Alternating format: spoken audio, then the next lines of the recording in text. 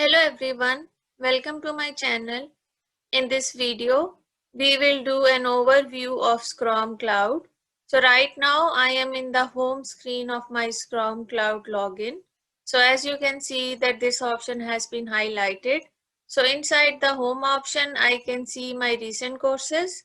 I can see the recently active users and I can see that I have 2 active resources. And then I can also see the recent activity. And I also have the option to go to the history tab that we will explore later in this video. The second option is that I can explore the library. So library is basically a resource where you can include all your respective content material that you plan to share with your audience or you want to plan it to send for invitation purposes. The third option is people. So people means that how many people have taken your courses, and it also gives you an information about the active and non-active people. And the fourth option is dispatch. So if we click on this option, we can see that we can have the option to search by course title, and I can click on this option and I see that I have 2 other options as well. So then I have the option to look at the destinations and also the reporting option. And if I go towards the end of the screen, I can have the items per page of 20, or I can have it for 50 or 100, whatever suits the purpose of my application. And then the other option is of invitations. So if I want to send a public invitation, I can do it.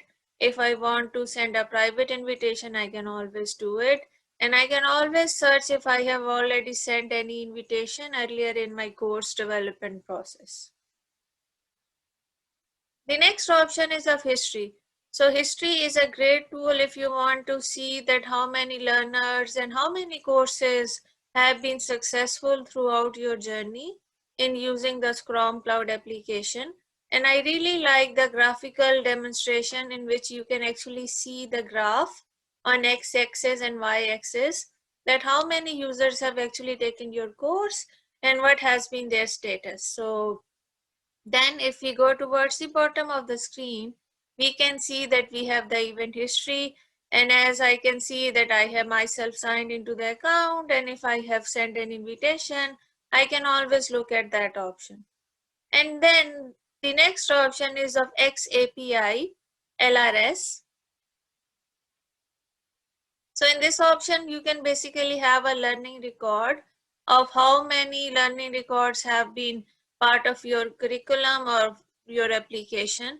And as we can see that there are the option of endpoints, we have activity providers, we have LRS viewer, and finally we have the option of statement forwarding.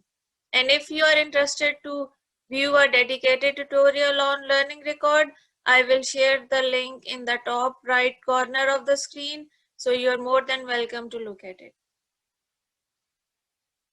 So the next option is of apps, also called as API. So in this option, we can basically see that how many applications are currently existing in your Scrum Cloud application and how can we add a new application.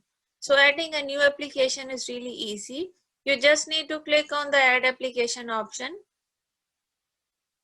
And then you also have the option to view your registrations, how many courses, and when it was having an ID and when it was created.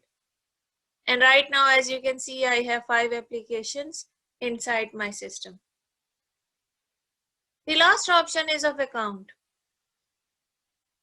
So account is basically what helps you to understand that according to the type of your account, what features are available for you. So if you are interested in watching a dedicated video on the account management of Scrum Cloud, I will share the link of that video at the end of this tutorial so that it could be beneficial for you. And at the end, as you can see, that I can see how many registrations I have already used, what is the remaining count, and all that required information.